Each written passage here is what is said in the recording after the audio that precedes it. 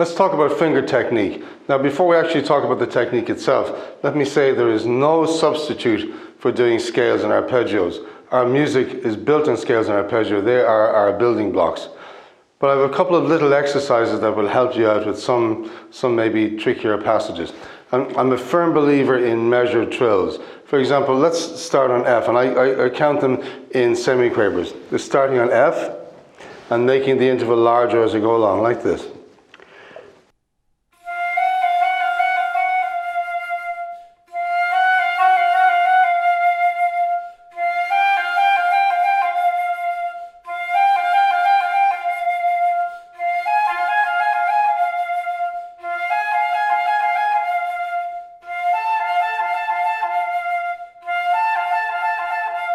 And so up, maybe for about 5 notes. So the main thing is listen to the evenness of both the sound and the fingers. And if you note that I'm not playing these mechanically, do not do this.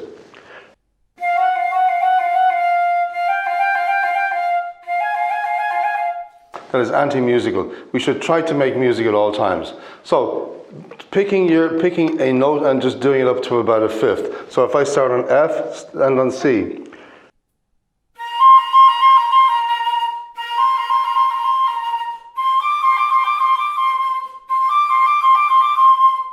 Maybe go to F sharp.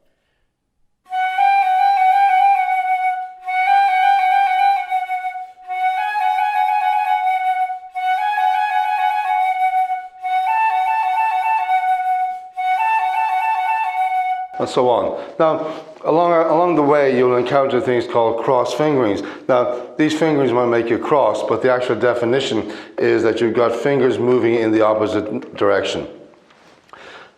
By all means, take these fingerings and take them out and practice them separately. And one of the challenges of one fingering is you'll encounter quite early in your flute playing life is middle D to middle E, this.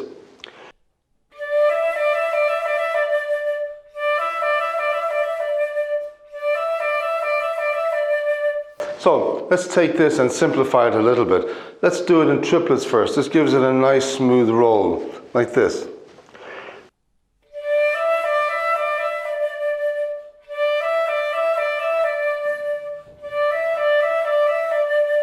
Of course, you make sure you've got good hand position all the time and that you're using the correct fingerings. This is a fake.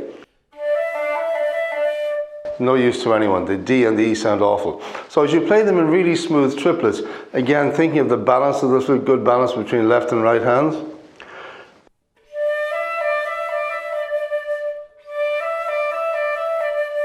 There's no need to reverse it. Now, go on and play a double dotted quaver followed by a demi-semi-quaver like this.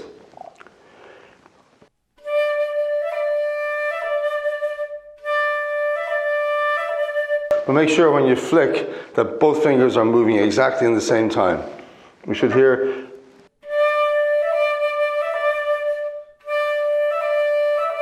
Now this one you need to reverse. You would do.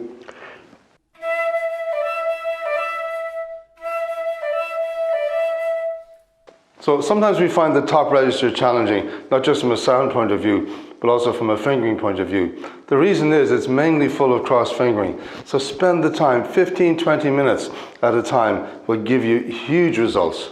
So take D to E in the top register.